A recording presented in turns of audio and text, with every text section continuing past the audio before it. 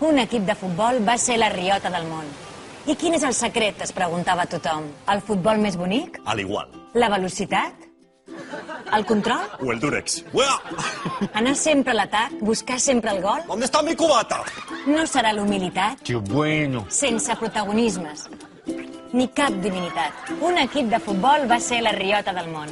I quin és el secret, es preguntava tothom. Salir de fiesta de viernes a martes, como dijo Descartes. ¡Uea! Cuidar los detalles, amar tu trabajo, depilarte las cejas y también lo de abajo. Kaká con sus pases, Cristiano con su pegada.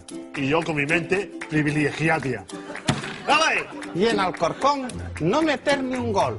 Esto me lo dijo alguien, pero no era Martí Pol.